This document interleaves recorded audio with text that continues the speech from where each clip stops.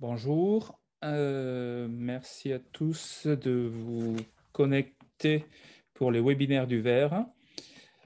Nous avons, Bonjour tout le monde. bonjour. Nous avons aujourd'hui un webinaire sur les fours et les réfractaires. Et je voudrais remercier Madame Binta Sissé du CEF-Pro qui est chimiste en charge des matériaux pour les verres spéciaux et Daniel Coilot qui est ingénieur R&D chez Baccarat, qui est également membre du conseil de l'USTV, d'avoir accepté de nous faire ce webinaire sur les fours et les réfractaires. Je vous demanderai de couper les micros si vous voulez bien et vous pouvez poser vos questions dans le petit onglet Converser. Nous aurons à la fin un petit peu de temps pour discuter, donc n'hésitez pas, toutes les questions sont les bienvenues. Et Daniel, je te donne le partage de l'écran et tu peux commencer. Donc bonjour à tous, merci d'être présent pour ce webinaire sur la thématique des fours industriels. Donc je suis bien Daniel Coyot, ingénieur R&D chez Baccarat. Baccarat qui est une entreprise qui emploie environ 1000 personnes dans le monde. C'est une cristallerie, donc nous produisons du cristal, plutôt orienté vers des marchés du luxe. Donc l'entièreté de la production se fait sur le site de fabrication qui est situé dans la ville de Baccarat en Lorraine. Et donc ma mission aujourd'hui, c'est de vous présenter la fusion du verre en four industriel. Donc c'est un sujet qui est très vaste, mais et en un temps assez court, l'idée est de balayer un peu les différents sujets, bien que chaque point pourrait être approfondi bien plus.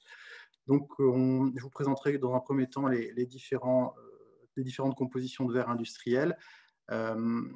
L'élaboration d'une manière générale. On fera un petit point sur la qualité et ce qu'on appelle chez nous la malfinesse dans le verre.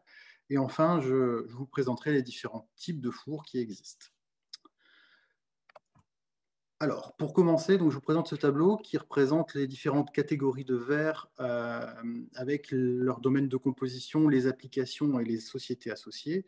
Alors, typiquement, la première ligne, c'est les verres silico-sodo-calciques, qui sont les verres majoritairement produits en industrie, avec des applications dans le vitrage, la bouteille, le flaconnage, la gobeletterie également, avec des sociétés comme, vous pouvez voir, Saint-Gobain, Veralia ou encore Pochet. Donc, la composition du verre est directement reliée à l'application et on peut le voir particulièrement sur les compositions qui suivent, avec par exemple le verre borosilicate, qui est un verre qui est particulièrement durable, d'où ses applications dans les domaines de pharmacie ou de verrerie de laboratoire, ou encore le faible coefficient de dilatation pour ces verres-là, et d'où l'application avec les fameux plats Pyrex et par International Cookware notamment. Il y a différents autres types de familles de verres qui existent, donc les aluminosilicates qui ont des propriétés mécaniques intéressantes et notamment utilisées pour les fibres de renforcement. Donc dans notre cas, Baccarat, les verres au plomb, donc particulièrement du cristal, qui ont des propriétés optiques et de densité qui sont au-delà de la moyenne, de par le plomb. Et ensuite, il y a d'autres types de compositions, je ne vais pas rentrer forcément ici dans les détails, mais avec des compositions de type vitraux pour les vitraux céramiques, la silice dans les fibres optiques par exemple, ou encore les calcogénures. Alors, particulièrement les premières lignes de ce tableau sont fabriquées via un système de fusion en four industriel assez classique qui partira des matières premières que vous voyez ici sur la gauche pour aller jusqu'au verre, à l'article final à la fin. Et donc, on va passer par différentes étapes de fusion, de braise et de formage. Les trois étapes fusion, affinage et braise sont des étapes qui se passent dans le four en tant que tel. Et on voit bien sur ce schéma qui était présenté par Mathieu Hubert, qui représente un four avec une trémie d'enfournement, donc c'est un four à bassin, avec sur la gauche la trémie d'enfournement des matières premières, et le verre qui va avancer de manière continuelle dans le four en passant par un point chaud dans la zone de combustion et qui est amené ensuite vers les feeders et une distribution du verre vers les machines de formage. Alors typiquement, les températures qui sont employées, alors ça dépend directement de la composition du verre, mais pour se donner une idée un petit peu, les matières premières sont enfournées aux alentours de 1200, 1250 degrés dans le four. La température va continuellement augmenter par la suite pour aller vers les températures, ce qu'on appelle le hotspot dans le four, qui correspond aux températures là où on va affiner le verre. Et le verre sera ensuite redescendu en température pour aller vers des viscosités où on pourra travailler le verre pour lui permettre de lui donner sa forme via l'étape de formage. Puis ensuite, bien sûr, la recuisson et la redescente à la température ambiante. Alors pour commencer, je vais détailler rapidement chacun de ces points-là. Pour commencer sur les matières premières, donc deux types de matières premières. Tout d'abord, ce qu'il ne faut pas négliger, c'est le calcin, qu'on appelle aussi chez Baccarat le groisil, qui peut être soit interne ou soit ménager. Donc là, on parle des points de collecte notamment, dans lesquels vous pouvez rendre les différents articles en verre. Et on ajoute bien sûr des matières premières avec les différents rôles nécessaires dans la structure du verre, de par les formateurs, les fondants, stabilisants, affinants, ou encore, si nécessaire, colorants, décolorants, oxydants, réducteurs. Dans le tableau que vous voyez ici sur la droite, je vous présente des matières premières assez classiquement utilisées dans la verrerie. Alors, ce n'est pas forcément exhaustif, mais ça permet de se donner une idée. On a notamment le sable qui va générer bien sûr la silice, le borax ou l'acide borique, par exemple, qui vont nous donner, ce qui sont des précurseurs qui vont nous donner l'oxyde de bore. Les carbonates classiquement utilisés pour l'ajout des alcalins ou des alcalinotéreux. Il peut y avoir encore des nitrates ou au niveau, par exemple, des affinants, des sulfates. En tant qu'additif, on peut avoir notamment aussi des oxydes de métaux de transition de type cobalt, cuivre, nickel, qui vont colorer le verre, par exemple. Donc, ces matières premières ont des spécifications techniques bien précises, notamment en termes de granulométrie ou de taux d'impureté à l'intérieur, et ça va conditionner directement la qualité du verre. Donc, ces matières, je ne vais pas m'attarder là-dessus, mais sont forcément achetées, transportées et stockées dans les différentes verreries. Et ensuite, le mélange sera préparé via typiquement ce genre d'atelier qui est représenté avec un schéma qui est issu d'un brevet, là vous avez le numéro noté. Et on peut voir ici la préparation. Donc, on a des silos sur lesquels on va peser les différentes matières qui vont avancer dans une mélangeuse, là où on va homogénéiser le mélange pulvérulent. On va ajouter notamment de l'eau à cet endroit-là pour éviter l'envolement des matières. Le mélange de matières premières sera ensuite acheminé vers le four en ajoutant notamment via ce silo ici du groisil ou du calcin, et va passer par un système. Alors, c'est ce brevet proposé notamment de récupérer les fumées du four pour préchauffer la matière première dans des histoires de rendement de four notamment. Et donc, la matière première est par la suite enfournée dans le four, comme on peut voir ici sur cette photo d'un float, là où la matière première qui est amenée juste à l'entrée du four. Alors concrètement, quand on dit enfournement, on arrive dans l'étape de fusion du mélange vitrifiable. Donc, ce qui va se passer, c'est que le batch, quelque part, la matière première sera déposée sur le bain de verre. Et donc, ce batch va être chauffé par deux principes. Quelque part, le premier, bien sûr, qu'on imagine bien, c'est le transfert de chaleur via le rayonnement, qui est issu soit des flammes dans la zone de combustion, mais également du rayonnement de la voûte. Et ensuite, il y a bien entendu le verre qui est lui-même fondu, donc qui va apporter de la chaleur et donc par conduction va chauffer le verre par-dessous le batch. Ensuite, il y a bien entendu, de par les gradients thermiques présents dans le four, des systèmes de convection qui vont rentrer en route. On voit bien ici sur ce schéma qui était proposé par Olivier Hocher, dans un nid des verres, dans lequel on va entraîner notamment les particules de sable. Et tout ça peut être maximisé grâce notamment à du boosting électrique via des électrodes ou encore le positionnement de bouillonneurs dans le four. Donc ici, je vous ai mis un tableau typiquement les énergies totales nécessaires pour fondre 1 kg de matière première. Alors, c'est assez similaire finalement, mais c'est assez loin, c'est assez éloigné de la réalité parce qu'il faut facilement le double en énergie, étant donné que on souhaite avoir, notamment quand on fait du verre, un verre de très bonne qualité. Alors, concrètement, la fusion du mélange vitrifiable va passer par différentes étapes, notamment la diminution de la viscosité du calcin, la déshydratation de par l'eau qu'on a ajoutée dans les matières premières au départ, un ensemble de réactions chimiques entre les différentes matières premières. On peut parler par exemple de décomposition et de décarbonatation des carbonates, ou de fusion de matières intermédiaires via des fusions éclectiques ou des corps purs qui sont formés lors de ces différentes réactions chimiques. Et enfin, et c'est probablement l'étape la plus longue, la dissolution des grains de sable qui seront ajoutés au verre. Et bien entendu, après, il y a une histoire d'homogénéisation du mélange. On voit bien ici concrètement ce qui se passe dans un four. Alors ici, vous avez un float avec c'est de la boroscopie. Donc on voit ici, là, notamment dans la photo en couleur, un gradient de couleur qui nous permet de voir là où on a les mottes, notamment ce qu'on appelle les mottes, c'est les mottes de matières premières qui sont disposées sur le bain de verre. Et ici, sur une photo d'une endoscopie, dans un four à boucle, où on va voir la matière première qui est enfournée ici via le doghouse, donc l'enfournement se trouve là sur les côtés, et on va voir les différentes mottes de matières premières qui sont présentes sur le bain de verre. Ici, une photo de la matière première qui rentre en fusion. Alors, cette matière première, elle va avancer de manière assez continuelle dans le four pour entrer dans une phase d'affinage. Donc, les températures vont légèrement augmenter. Et concrètement, on peut le schématiser par ce schéma. On a le passage des matières premières ici qui vont quelque part fusionner, mais enfermer tout un tas de bulles de gaz. Donc, il peut y avoir de l'air, il peut y avoir de l'oxyde du CO2 notamment, qui sont emprisonnés là-dedans. Et la loi de Stokes nous explique facilement, ce que je vous note ici, c'est que la vitesse ascensionnelle d'une bulle dépend directement de son rayon et de la viscosité du verre. Or, concrètement, une bulle classiquement utilisée quand on vient fusionner du verre, elle va typiquement avoir une taille aux alentours de 0,1 mm.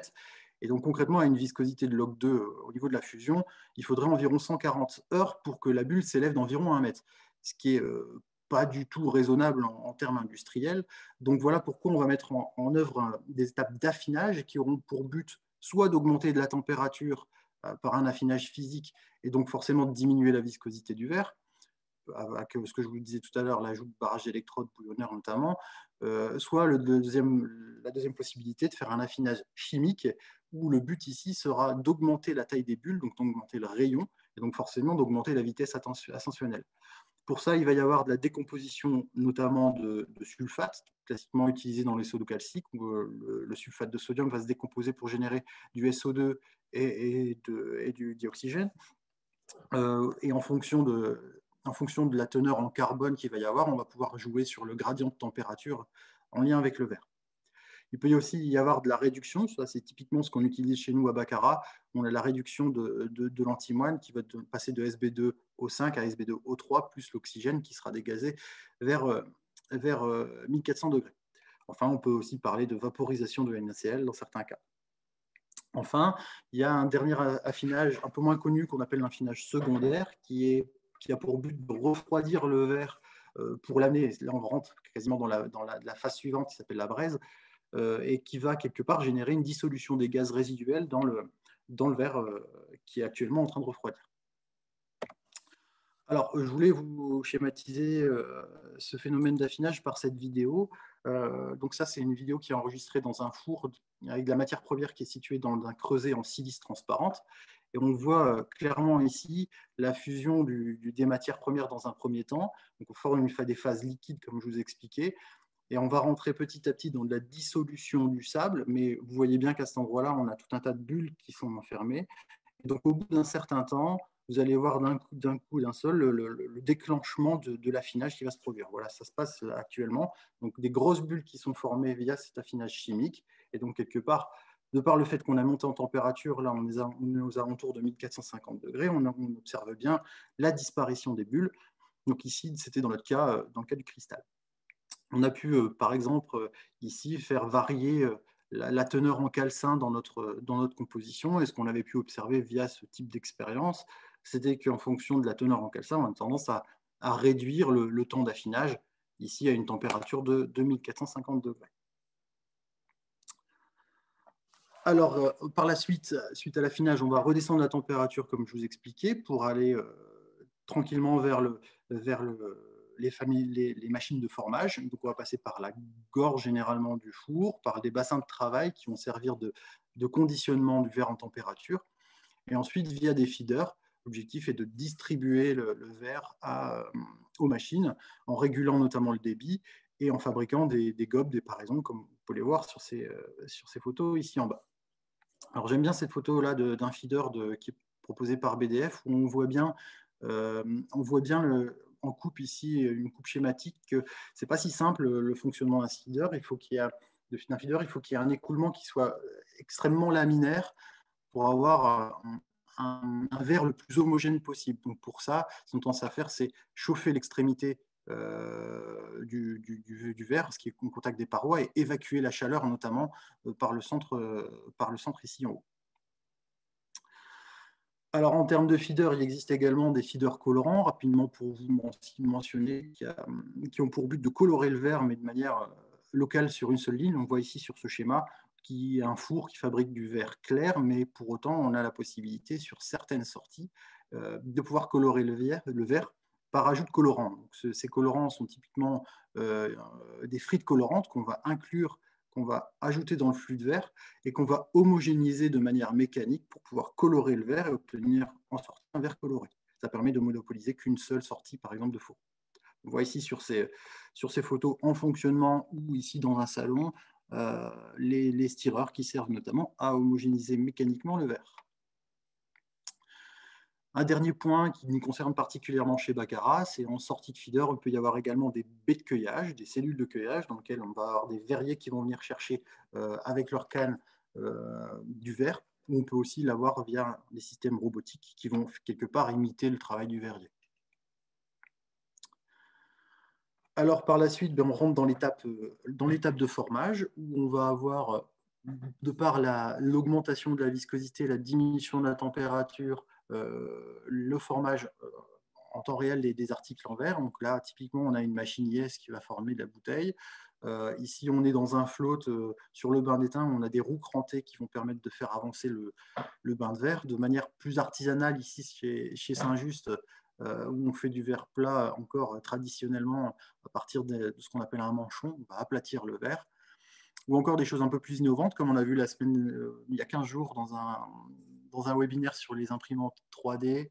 On imprime en 3 dimensions du verre via un boudin de verre et un four qui se trouve juste au-dessus. Enfin, bien sûr, il y a le cueillage verrier qui nous concerne. J'en profite pour faire un peu de pub pour Baccarat, où je montre ici le travail typiquement réalisé chez nous, le travail à la main d'une carafe, au passage du formage du corps de la carafe jusque le pied, par exemple, ici, pour donner un article final dans ce genre-là. Alors, tout ça nous permet de fabriquer tout un tas d'articles en verre. Alors là, en termes d'application, c'est très large et c'est loin d'être exhaustif sur cette slide. On peut parler de, je sais pas, par exemple, d'écran de téléphone portable, de verre plat, de verre dans l'optique, de flaconnage ou de décoration. On a vraiment tout un tas de possibilités selon la composition du verre. Ceci dit, ces différentes compositions peuvent, de par les phénomènes, les étapes de fusion précédemment, avoir des problèmes de qualité. Et je vous présente ici des problèmes de qualité qu'on peut rencontrer chez nous à Baccarat et contre lesquels on va facilement, on va essayer de combattre ça au maximum. Donc, typiquement, la première catégorie sont les cailloux, les pierres, qui correspondent en réalité à des inclusions cristallisées de type infondu. Et on peut voir ici, là, sur cette photo, c'est toujours difficile un peu de le montrer en photo, mais un tout petit point là, qui correspond à un infondu dans le verre. Si on fait des photos par microscopie électronique, on voit que les grains peuvent avoir différentes morphologies et quelque part, cette morphologie et ces compositions peuvent nous indiquer les origines de ces différents défauts. Les 3 exemples ici sont pour le A, on a un grain qui est de corindon, qui est très riche en alumine, mais qui va avoir un traceur de type magnésium. Et ça, pour nous, ça nous indique que c'est une pollution des matières premières, notamment issues du sable. Dans le cas du point B, on voit qu'on a beaucoup d'étain. Et ça, c'est issu, dans notre cas, des électrodes d'étain qu'on utilise en tant que boosting électrique dans nos fours. Et enfin, le dernier, le C, c'est une morphologie assez typique des AZS, qui sont les réfractaires utilisés dans les fours, avec notamment de la zircone. Ça, je laisserai, même si c'est juste après moi, plus en parler, bien mieux que moi d'ailleurs. Le deuxième type de défaut qu'on peut retrouver sont les inclusions gazeuses. Donc, on va typiquement appeler les bouillons, les bulles, voire les puces dans le verrier. On voit quelques photos ici, différentes géométries de bulles qu'on peut obtenir. Et de la même manière, on peut analyser les gaz qui se trouvent dans ces bulles-là pour en déterminer leur origine. Donc, par exemple, la 1, là, on avait beaucoup d'air et notamment beaucoup d'azote et d'argon qui vont nous dire que ça vient de l'air qui est emprisonné, donc plutôt fin de process, alors que le bouillon 2, qui contenait notamment beaucoup de quantité de CO2, va plutôt nous dire que c'est issu au début du four, et donc c'était une bulle qui n'a pas été très bien affinée. Le dernier, qui avait une teneur très importante en CO2, là, on a plutôt identifié ça à la réduction, peut-être l'ajout d'éléments métalliques dans le verre notamment. Alors, les deux derniers types de problèmes qu'on peut rencontrer chez nous sont les cordes crasses. Donc là, ce qu'on peut facilement voir ici sur les verres, c'est un verre qui n'est pas homogène quelque part, qui présente localement une hétérogénéité en termes de composition, et donc qui va se traduire directement sur l'indice de réfraction et avoir perdre la transparence de l'objet finalement. Qui peut être issu soit d'un mauvais mélange, soit d'une histoire thermique différente, comme dans le feeder. Je vous expliquais ça tout à l'heure. Et enfin, il peut y avoir aussi des problématiques de couleur. On parle de coloration, de décoloration dans certains cas, où dans ces cas-là, on va avoir soit une maîtrise des matières premières, mais également une maîtrise du redox via, par exemple, le rapport Fe2+, sur Fe3+, ou encore regarder la pression partielle d'oxygène dans le verre. Ça, c'est la société Redox notamment qui propose des sondes où on peut aller regarder directement l'évolution du redox, plutôt de la PO2 dans le verre en temps réel et pouvoir faire des ajustements si besoin. Alors, pour finir, je voulais vous présenter les différents types de fours à bassin. Alors, c'est vraiment très succinct et très rapide, hein.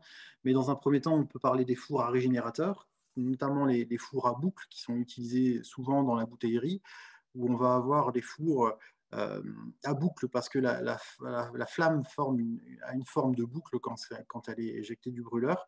Et le principe ici, c'est d'avoir de l'air qui est réchauffé par ce qu'on appelle les régénérateurs, c'est ce qu'on voit ici au bout, et donc de l'air qui peut être préchauffé jusqu'à 1350 degrés environ.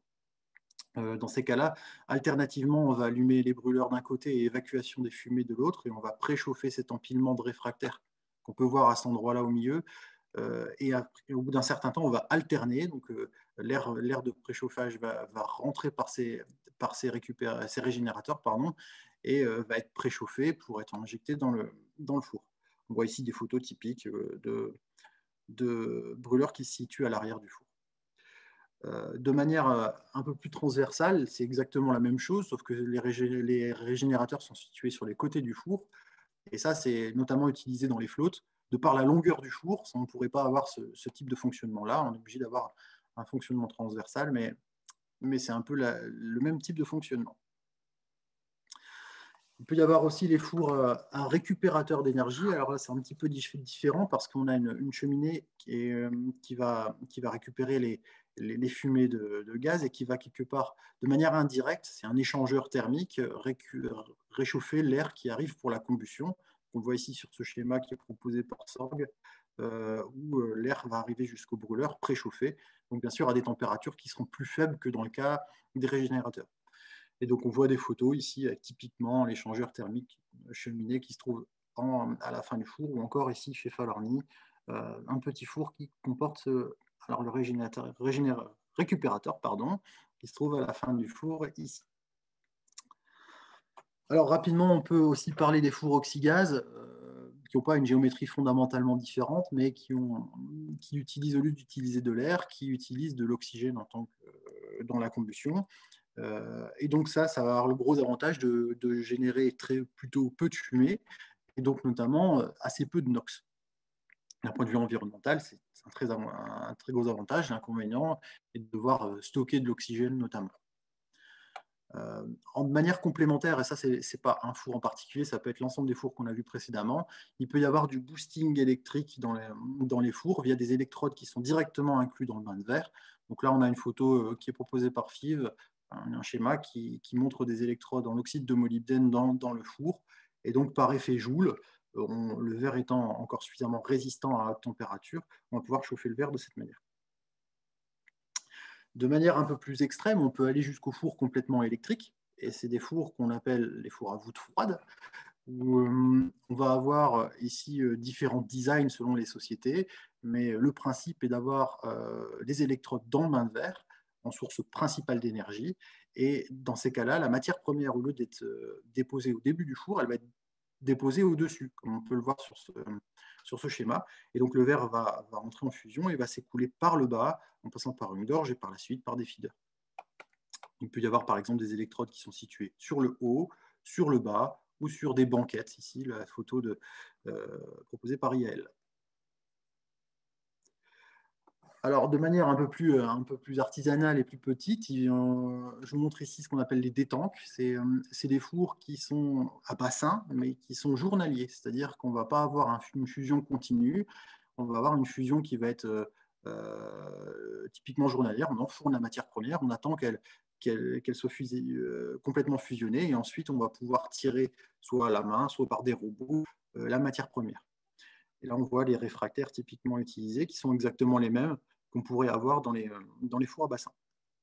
Les fours peuvent être notamment tiltés, inclinés, pour pouvoir travailler, avoir un niveau de verre qui est similaire, voire même aller jusque couler le verre directement dans certaines applications. Enfin, pour finir, on peut parler des fours à peau. Ça, c'est ce qu'on possède notamment chez nous à Baccarat. Des fours à peau qui peuvent être multi-alvéolaires, dans lesquels on va mettre plusieurs pots, ou alors monocellulaires, dans lesquels il y a un seul pot. Mais le principe ici, c'est de chauffer un pot dans lequel on va mettre la matière première. Enfin, la matière première et le verre d'une manière générale. On voit ici un pot, le design d'un pot Baccarat, qui est enfourné notamment à chaud dans le four à peau. Alors pour finir la présentation, je voulais vous parler un petit peu de modélisation qui sont utilisées classiquement en verrerie. Donc la modélisation a permis des grandes avancées au niveau des fours à bassin notamment, et qui s'est basée sur la simulation de la dynamique des fluides avec des logiciels de type ANSYS Fluent. Et l'objectif ici, c'est de modéliser les flux, donc des gaz dans la zone de combustion, mais également de l'écoulement du verre dans le bassin, en s'intéressant notamment à la distribution des températures ou encore à la puissance dissipée par effet Joule. On voit ici sur ces photos de ces schémas de glace service, on voit bien les gradients de température avec les flammes. C'est des fours dans ces cas-là à régénération. On va avoir les flammes qui vont circuler, l'enfournement de ce côté-là et le verre qui va s'écouler jusqu'au feeder ici. D'autres études ici qui étaient parues par Lee ici dans le GNCS, où on a d'un four électrique avec des électrodes qui étaient mises de matière horizontale. On voit ici les différentes modélisations et répartitions thermiques que ça générait. Donc typiquement, ça sert à quoi? Ça sert à faire des focus, notamment sur la qualité du verre, et s'intéresser notamment à ce qu'on appelle la distribution des temps de résidence, des temps de séjour dans le four, ces genres de courbes-là. Ça va nous donner ce qu'on appelle le chemin critique. Donc, c'est à partir du moment où les premières particules vont sortir du four. Ça, c'est typiquement ces caractéristiques des infondus qu'on pourrait avoir si le temps à cet endroit-là est trop court. Et vous remarquez bien qu'on n'a pas quelque chose qui est gaussien. On va avoir ici une queue de comète qui va être assez significative de zones mortes qu'il peut y avoir dans le four. On va s'intéresser donc à ce qu'on appelle, oui, le chemin critique, mais également l'affinage. Et on voit ici typiquement un chemin critique là, dans le four, avec sur la hauteur, on voit le chemin que les particules peuvent prendre. Pour finir, une modélisation un peu globale d'un four oxygaz, où on voyait de manière très générale les différents champs de température avec les brûleurs transversaux, une coupe avec la zone de combustion, le bain de verre à cet endroit-là, et puis on va regarder de la même manière. Là, on voit c'est l'endroit où se trouve la matière première notamment. Puis on va regarder de la même manière ce qu'on appelle les chemins critiques. Voilà, c'était une vision assez large de la fusion dans les fours. J'en profite pour vous montrer quelques articles que nous pouvons fabriquer chez Baccarat. Et je vous remercie. Merci, Daniel. Donc, je rappelle, s'il y a des questions, vous pouvez les poser dans Converser et on y accédera après. Alors, on va passer la parole à Madame Binta Sissé. Bonjour à tous. Voilà, merci. Et c'est à vous. Bonjour à tous. Je vais vous parler donc dans cette partie des solutions réfractaires qui sont utilisées donc pour les fours verriers industriels. Donc, ce sont des matériaux qui vont avoir un impact donc sur des éléments essentiels que vous a décrit M. Coelho, notamment sur la qualité de verre. Donc, ma présentation va couvrir donc. Alors, attendez, juste un petit souci là, sur le déroulement. Voilà. Elle va couvrir d'abord les enjeux et les caractéristiques des matériaux réfractaires pour la fusion industrielle du verre. Ensuite, nous allons regarder un peu quelles sont les sollicitations auxquelles ces matériaux sont soumises lors de la fusion du verre dans un four industriel. Et donc après, nous allons aborder donc les différents matériaux réfractaires donc, qui sont classés en deux familles, les électrofondus et les fruités, par rapport à leur procédé de fabrication, les différentes gammes de produits qu'on peut retrouver dans chacune de ces catégories, et une conclusion sur l'apport donc des matériaux réfractaires pour la fusion industrielle du verre. Donc, il y a des critères qui sont assez essentiels pour les fabricants de verre industriels, hein, quel que soit le type de verre. Donc, quelques-uns qui ont été cités par M. Coelho, donc le verre borosilicate, le verre cristal, le verre soda lime qu'on va retrouver pour le verre plat, etc. Ils vont tous se retrouver sur ces trois critères essentiels que sont la durée de vie du four, la qualité du verre, parce que ça va être très, très important en termes financiers et en termes de productivité, et aussi sur la flexibilité. En termes de durée de vie, on va avoir donc des réfractaires qui vont jouer un rôle important quant à la réduction des joints donc dans le four pour aussi limiter le nombre de points d'impact où on pourrait avoir de la corrosion accélérée. Et ils vont aussi, grâce à l'optimisation de leur composition et du remplissage des blocs, permettre aussi d'augmenter certaines des propriétés donc comme la résistance à la corrosion des matériaux réfractaires. En ce qui concerne la qualité du verre, il y a, donc, ce qui est demandé, c'est de ne pas avoir de contamination du verre, d'avoir un très faible taux de génération de défauts de verre qui proviennent des réfractaires, et aussi permettre une bonne homogénéité du verre de façon à limiter au maximum les événements qui pourraient conduire à une augmentation du nombre de défauts dans le verre. La flexibilité va aussi être importante en cas de changement de tirée, que ce soit pour répondre à une demande augmentée, donc ces fameuses tirées, ou alors réduire le cas échéant et minimiser l'impact sur les matériaux réfractaires. Donc tous ces éléments vont faire appel à des propriétés essentielles des réfractaires que sont la résistance à la corrosion chimique du verre, c'est ce qui va être demandé aussi à ces matériaux. La résistance à la corrosion par les vapeurs, parce que vous l'avez vu tout à l'heure dans les schémas qu'a montré M. Coelho avec l'envolement de certaines matières, l'échappement aussi de certains gaz qui sont emprisonnés dans le verre. Ça va aussi avoir un effet, une attaque sur la corrosion des matériaux réfractaires. Des propriétés thermomécaniques qui vont aussi limiter le fluage, donc limiter les phases de gonflement et de rétrécissement donc des matériaux réfractaires pour assurer une bonne stabilité des matériaux. Et aussi une bonne résistance donc, à ces fameux cyclages thermiques pour que ces matériaux réfractaires puissent permettre d'avoir quelques changements, quelques variations de température, pas extrêmes, mais néanmoins qui vont permettre de pouvoir s'adapter aux différentes sollicitations thermiques qu'il y a sur ces matériaux-là. Et par conséquent, donc, une bonne conductivité thermique, une bonne résistance au choc thermique. Et un autre élément qui est lié aux électrodes que nous avons vus tout à l'heure, qui est la résistivité électrique qui est demandée à ces matériaux de façon à assurer une bonne résistance à la corrosion des matériaux réfractaires.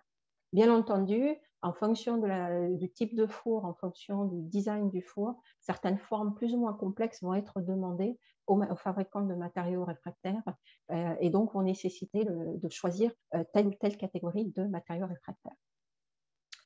Donc, nous allons voir maintenant un aperçu des sollicitations qui sont subies par les matériaux réfractaires lors de la fusion du verre.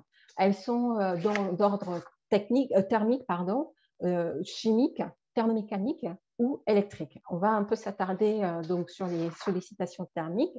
On a vu donc en fonction des différents endroits du four, en fonction de la proximité ou non d'une électrode ou de l'enfournement, et aussi en fonction des courants de convection, vous allez avoir des gradients de température qui seront différents à l'intérieur donc du bain de verre, mais aussi au niveau de la superstructure avec des gradients de température, comme vous pouvez le voir sur ce schéma, qui peuvent donc aller selon les types de verres qui sont en fusion, avec des gradients qui peuvent avoir une amplitude de 300 degrés, de 300 degrés environ, selon l'endroit du four dans lequel nous allons nous situer. Et donc, par rapport à ces sollicitations thermiques, pardon, il y a donc un besoin d'assurer la réfractarité donc des matériaux qui sont utilisés jusqu'à 1600 degrés, de façon à avoir une stabilité des phases et avoir aussi une faible conductivité thermique aussi peut être intéressante dans la mesure où ça va permettre de pouvoir mieux maîtriser la consommation du four. En tout cas, une répartition homogène de cette conductivité thermique pour optimiser le rendement du four. On va aussi voir dans certains cas, vous l'avez vu tout à l'heure sur les schémas de four, vous avez aussi des cas de four avec des parois froides qui vont aussi, de par le fait, générer des gradients de température que les matériaux réfractaires devront pouvoir supporter. Un autre type de sollicitation qui est rencontré dans les fours, ce sont les sollicitations chimiques. Donc, dans ce type de sollicitation, vous pouvez avoir une corrosion du réfractaire par les volages, qui sont des poussières, des vapeurs corrosives, ou alors par des coulures de voûte, de matériaux de phase vitreuse ou de matériaux qui s'échapperaient, qui couleraient le long des réfractaires et qui accéléreraient la corrosion. Et dans ce cas-là, on va rechercher particulièrement une résistance à la corrosion vapeur. Par exemple, si on prend le cas du verre borosilicate, là ça va être assez important et assez critique de minimiser autant que faire que possible la corrosion vapeur pour éviter d'avoir un taux de défaut dans le verre important.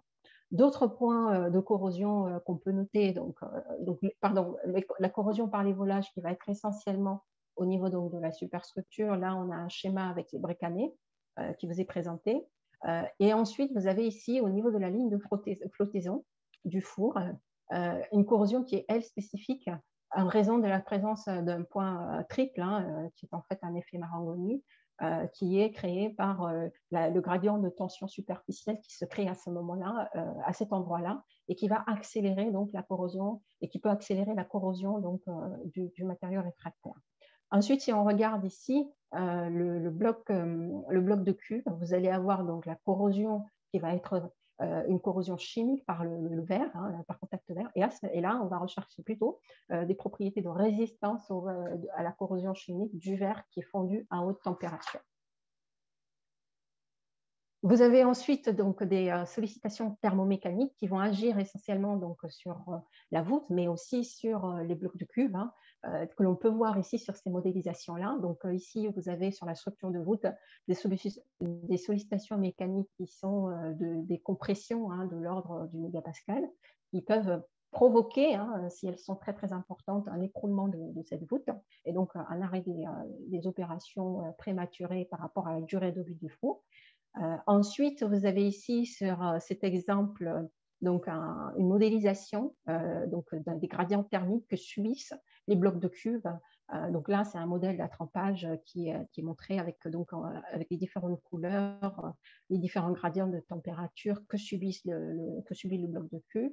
Et bien entendu, on a sur la voûte aussi, en plus des sollicitations mécaniques, des sollicitations d'ordre thermique, car il va se créer des gradients thermiques, comme je vous l'ai montré précédemment sur le schéma du four avec les différentes températures dans le four, et qui vont aussi suivre les champs de déplacement et donc créer des champs de contrainte sur le four et qui sont utiles de regarder un peu plus attentivement.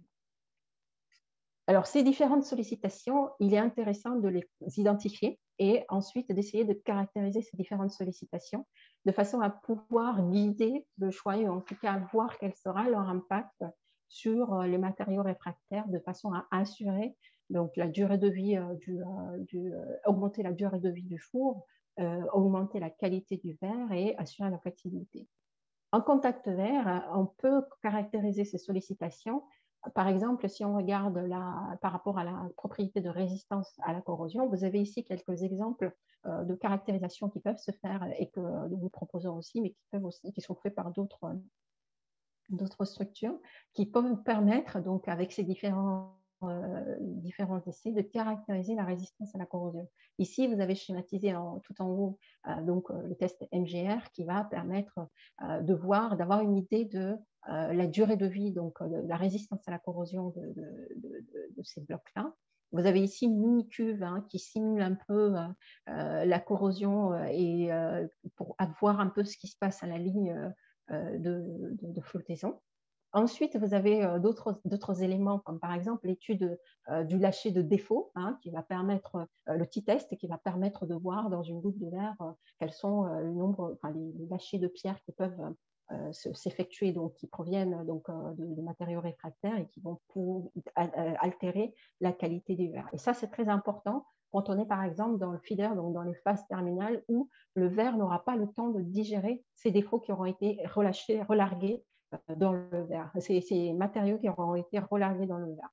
Vous avez le bullage, donc avec un test en auto-creusé que vous voyez, et qui, là aussi, très important pour le choix des matériaux qu'on peut utiliser en contact verre en zone terminale, et aussi les tests donc de résistance électrique par rapport à la résistivité électrique du matériau en fonction de la résistivité électrique aussi du verre, et ça va permettre de pouvoir avoir donc un choix, de pouvoir effectuer un choix éclairé en ce qui concerne le matériau utilisé pour les blocs porte-électrodes. Donc ici, en superstructure, d'autres types de tests vont être réalisés pour voir quelles sont les sollicitations. Vous avez le test par rapport à la propriété d'exudation du matériau, c'est-à-dire la capacité d'un matériau à relarguer la phase vitreuse, donc un matériau réfractaire à relarguer la phase vitreuse qu'elle contient, ce qui peut potentiellement créer certains défauts dans le verre. Et donc là, vous avez les tests en pastille ou en barreau. Vous avez des tests qui vont aussi évaluer la corrosion par les volages sur les matériaux réfractaires. Et ça va permettre d'avoir une idée de la durée de vie de nos blocs qui sont utilisés en superstructure. Et vous avez aussi, bien entendu, quelque chose qui est très important par rapport à la stabilité de la voûte, que sont les tests de fluage pour évaluer justement la résistance de fluage en compression, important en voûte, mais aussi en gorge et aussi certaines applications spécifiques. Donc, vous avez sur le côté ici quelques exemples de mise en œuvre de ces tests de caractérisation. Donc, une fois qu'on a identifié ces sollicitations et qu'on a identifié ce qu'on attend aussi de ces matériaux, il va falloir choisir donc entre l'offre, dans l'offre de matériaux réfractaires que l'on a, et dans la famille des réfractaires, vous avez plusieurs familles de matériaux réfractaires. Vous avez deux grandes familles principalement, la famille des produits électrofondus et la famille des produits frités. Donc, ces deux familles sont chacune caractérisées par un procédé de fabrication qui lui est spécifique, des propriétés en application qui peuvent être relativement différentes. Donc là, vous avez un aperçu sur ce tableau-là des éléments caractéristiques en termes de procédé de mise en forme, et on va rentrer un peu plus dans le détail. Donc, vous voyez qu'on a une mise en forme très différente entre un produit électrofondu, un produit frité, et nous rentrerons dans le détail.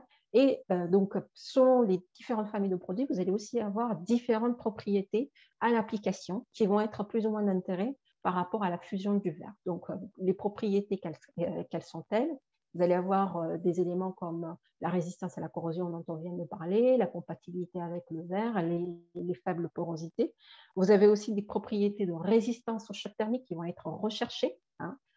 Et il y a aussi un autre élément très important à prendre en compte dans le choix des différents matériaux, qui est le coût. Le coût, la composition aussi de matériaux avec un taux plus ou moins élevé de zircone, qui va aussi avoir une influence sur le coût de ces matériaux-là. Donc, des propriétés développées en application qui vont guider un choix essentiel, qui ensuite vont être modulées en fonction de ce que l'on recherche en termes de durée de vie, en termes de compatibilité avec les matériaux adjacents, mais aussi en termes de budget. Donc, dans un premier temps, nous allons regarder un peu les matériaux électrofondus, leur procédé de fabrication. Donc, les matériaux électrofondus, Le procédé de fabrication de ces matériaux électrofondus, ça consiste à fondre dans un four à arc des matières premières, des matières premières qui sont principalement des oxydes de grande pureté, et qui vont être fondues, donc déjà qui vont être testées de façon à assurer une bonne qualité chimique et dimensionnelle.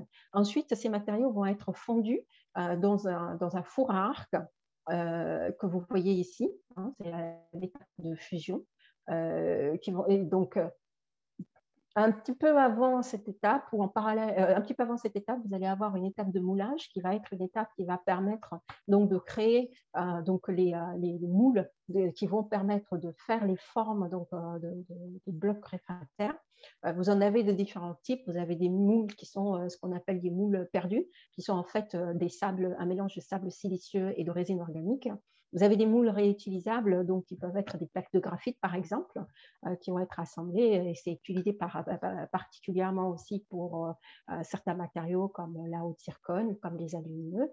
Vous avez aussi des moules qui sont métalliques, par exemple, pour des productions comme les cruciformes qu'on verra tout à l'heure, qui sont aussi des matériaux utilisés dans les régénérateurs.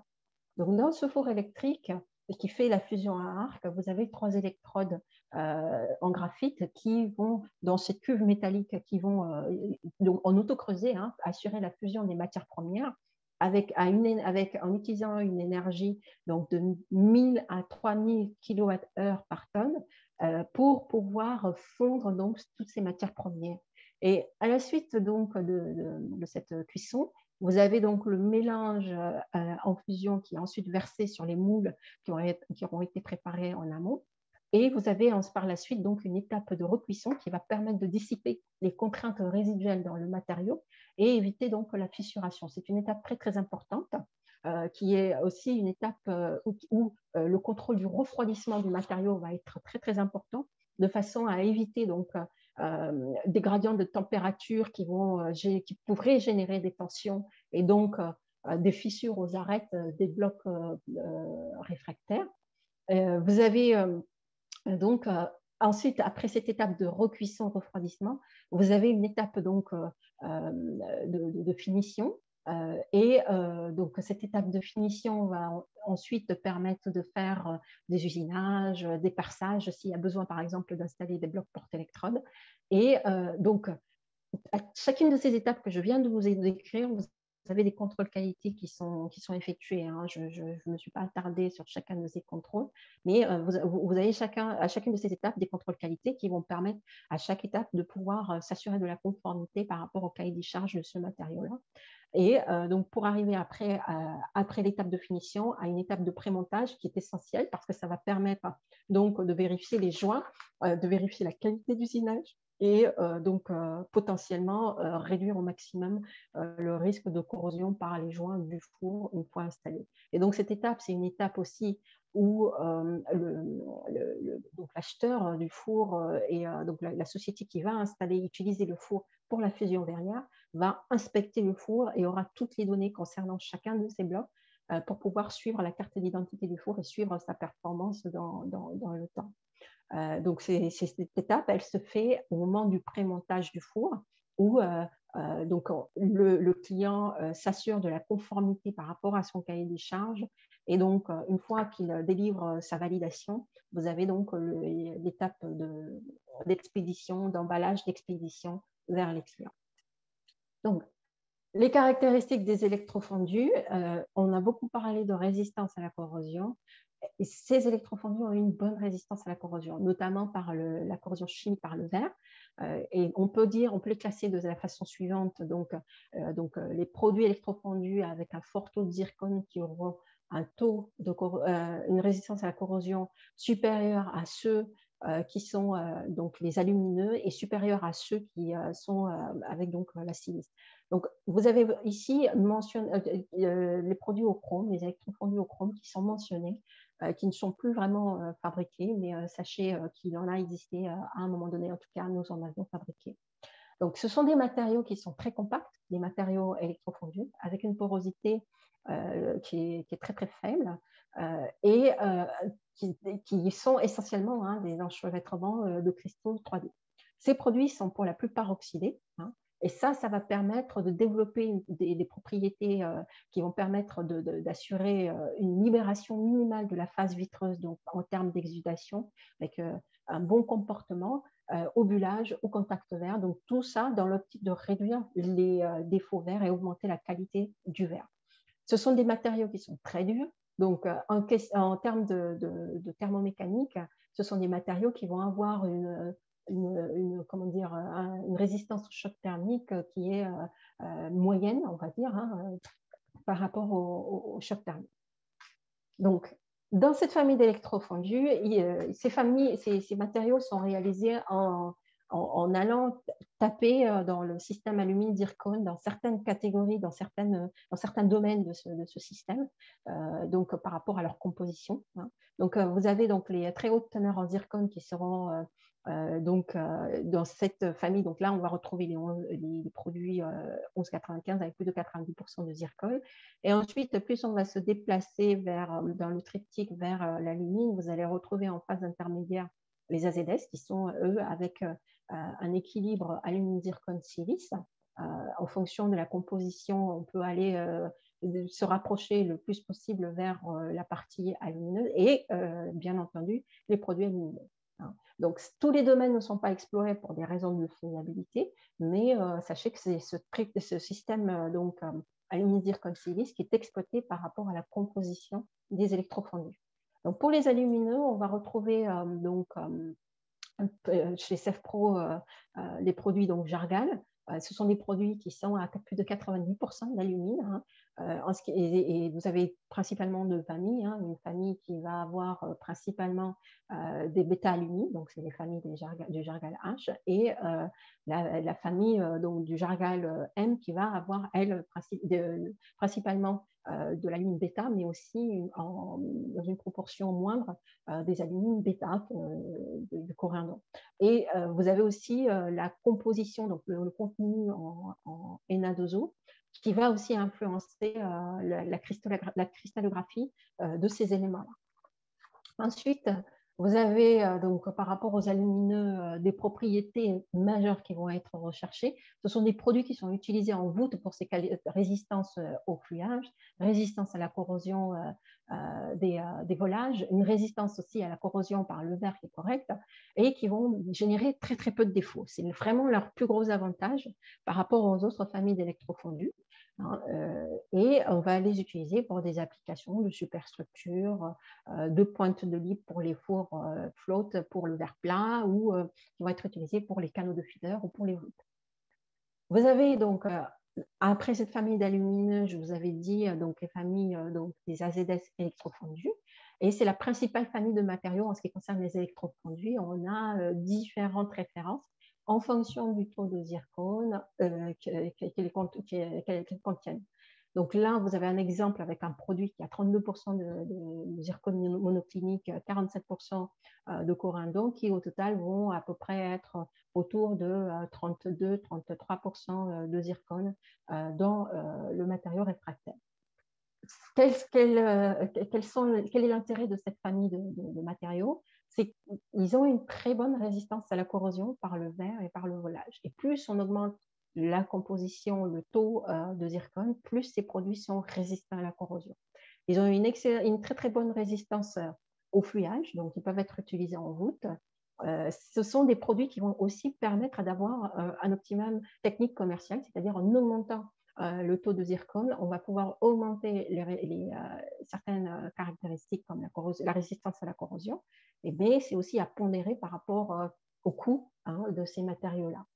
En application, on va les retrouver principalement pour des cuves de verre, on peut les retrouver sur les sols, sur les cuves des fours, les superstructures de fours, comme je vous disais, mais aussi pour les conduits de brûleurs.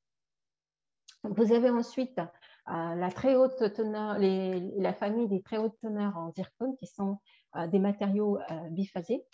Ce sont des matériaux, donc vous en avez deux catégories principalement. Hein. Vous avez les très hautes teneurs à phase alcaline, donc avec des familles comme le Symos, le 1195, avec plus de 94% de zircone de composition. Hein.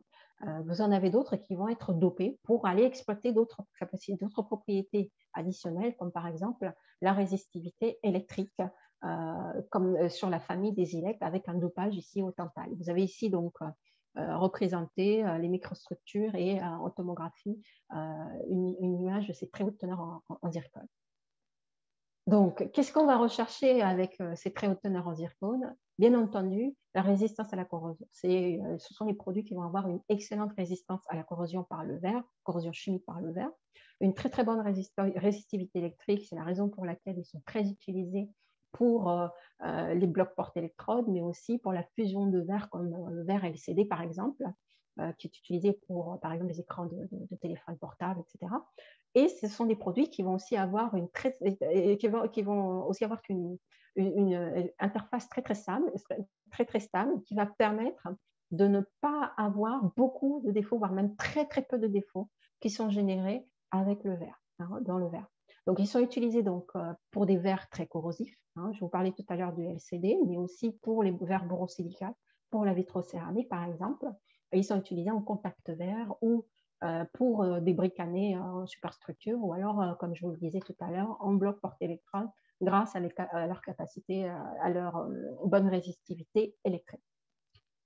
Donc, les cruciformes, ça c'est une spécificité de CEFPRO. Ce sont des produits qu'on va pouvoir utiliser dans les régénérateurs, hein, à la place des poteries traditionnelles. Ce sont des électrofondus aussi, hein, et ce sont des produits qui, là vous avez pardon, excusez-moi. Vous avez ici un empilage donc, de ces cruciformes-là.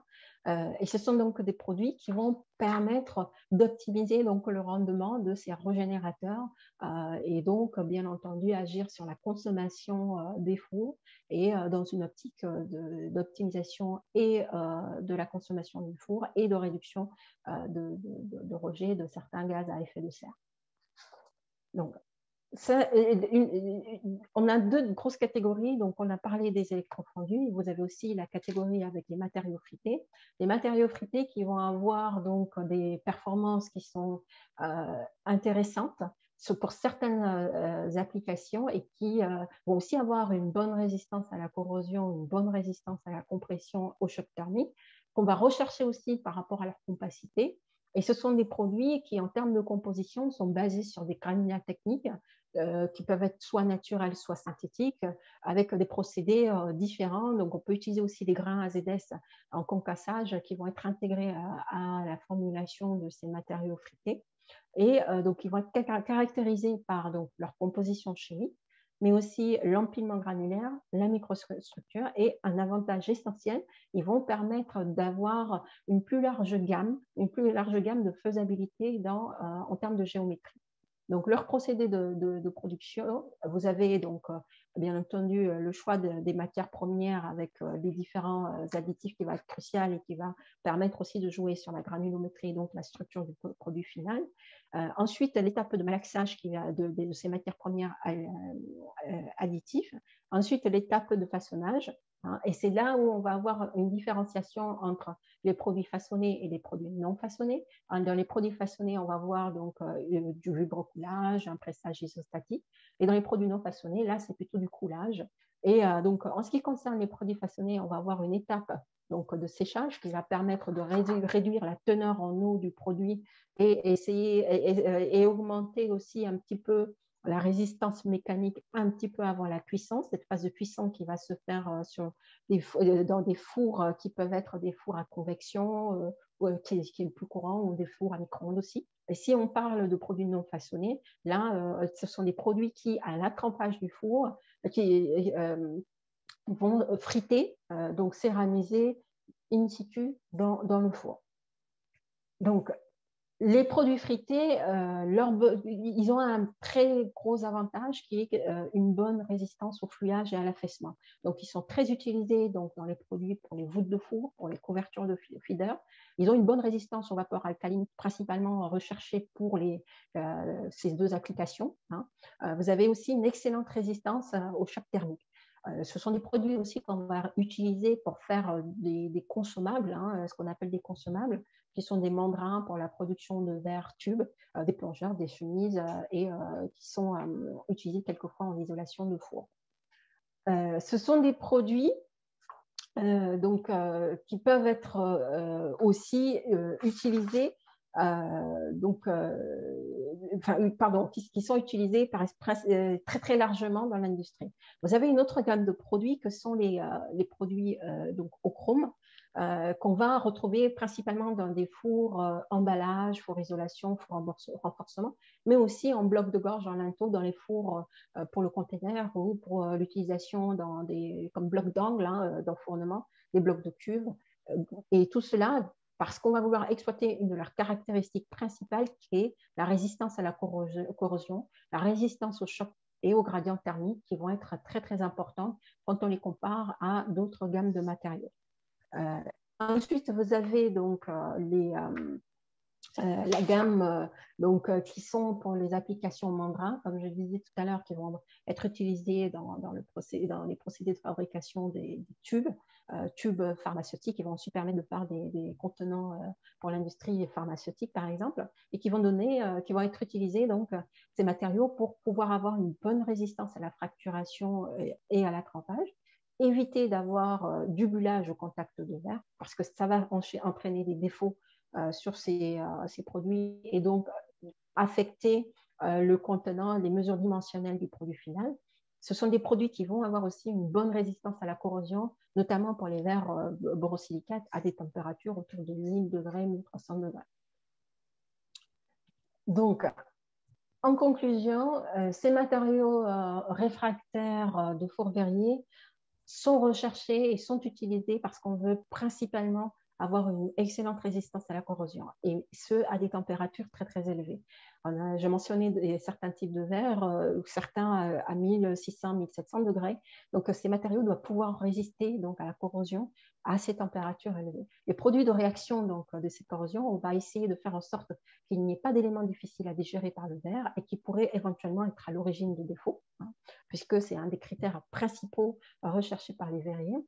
Et ces matériaux doivent pouvoir résister aux contraintes spécifiques auxquelles elles sont soumises de façon à optimiser la durée de vie du four. Donc, il est important d'avoir une bonne compréhension des mécanismes d'interaction verre réfractaire qui vont avoir une incidence sur la performance de ces matériaux dans un contexte de verre industriel. Je vous remercie et si vous avez des questions. Merci beaucoup, Madame Cissé.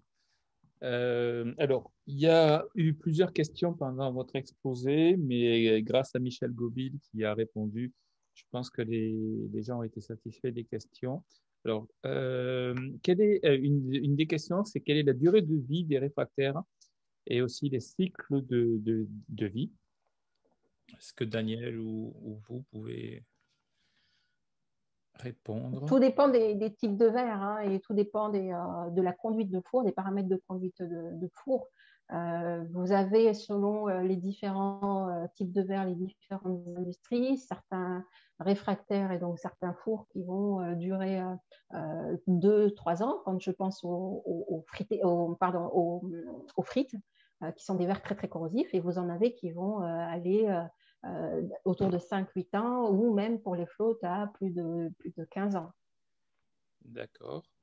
Une autre question, c'était si on met 80% de groisille dans le bâche, est-ce qu'il n'y a pas de risque d'infondu au niveau de la silice? Je dirais non. L'inverse, plus il y a de calcin, plus c'est intéressant, puisque la difficulté, la silice est généralement l'élément le plus difficile à fondre. Donc, le groisille, le calcin étant déjà un verre préfondu, c'est plus simple de venir englober les grains de silice et de les digérer. Et en termes enfin, de manière générale, le pourcentage de calcin, il évolue fortement en fonction de l'application. Il peut y avoir du 100% matière première. Par contre, du 100% calcin, c'est plus difficile parce que il nous faut absolument un peu de matière première pour pouvoir affiner le verre, notamment. Sinon, on aurait toujours des inclusions gazeuses à l'intérieur. D'accord. Une autre question qui te concerne, Daniel, au niveau des matières premières, notamment les sables naturels, quelles sont les qualités requises pour arriver à... Est-ce que c'est du tout venant ou est-ce que c'est du sable qui est déjà purifié et autres? Alors, il y a j'imagine que ça dépend de la qualité du verre qu'on souhaite avoir au final, mais chez nous, à Baccarat, comme on souhaite avoir une qualité du verre bien au-delà de la moyenne, on a un sable qui est très travaillé en amont. C'est un sable qui est flotté, c'est-à-dire que c'est une étape qui permet d'éliminer notamment une grande partie de particules de fer qui sont présentes dans le sable. Le sable est également broyé très finement. Plus il est fin, plus il est facile à fondre et ça nous permet d'éviter les infondus. Donc oui, c'est pas du sable pur vrac comme on peut en trouver sur la plage. D'accord. Et encore deux petites questions. Une concernant, est-ce que les amphinants anti-moine arsenic sont encore utilisés par rapport aux normes environnementales et autres? Alors, l'antimoine, dans notre cas, oui. C'est l'affinant le plus efficace, en tout cas pour le cristal. Effectivement, l'arsenic a été utilisé il y a très longtemps maintenant, mais de par les REACH notamment, sa consommation s'est extrêmement réduite, puisque maintenant l'arsenic est soumis à autorisation. Donc, j'imagine qu'on le retrouve très peu, seulement peut-être dans quelques applications ultra particulières. Merci. Et la dernière question, qui est je pense, une vraie question ouverte, c'est quid de la fusion avec de l'hydrogène? J'ai pas énormément d'expérience sur le sujet. Je sais qu'il y a des projets R&D, il y a beaucoup de projets R&D sur le Projet, sujet. ouais. Un projet qui s'appelle Vercan, je crois, quelque chose comme ça, qui prend en compte des entreprises françaises qui bossent sur la fusion hydrogène, dans le but de décarboner, avec les accords de Paris notamment. Ce qui est vertueux. Alors après, l'efficacité de tout ça, je ne sais pas. Oui, Après, il me semblait qu'il y avait eu, lors les Journées vertes à Lille en 2017, un exposé un petit peu là-dessus, des apports d'hydrogène au niveau de la combustion. Ça doit pouvoir être retrouvé sur le site de l'USTV. Sur le site de l'USTV également, vous retrouvez les précédents webinaires et puis les prochains. Un grand merci à tous les participants. Un grand merci donc à Daniel Coelho et Benta Cissé pour ces deux exposés qui étaient vraiment très intéressants. Et donc, comme je viens de le mentionner, vous les retrouverez probablement dans le courant du week-end sur la chaîne UST Vert au niveau de YouTube et puis sur le site également UST Vert. Prochain rendez-vous le 12 mars sur discuter des verres anciens. Merci à tous. Bonne ok. journée et au 12 mars.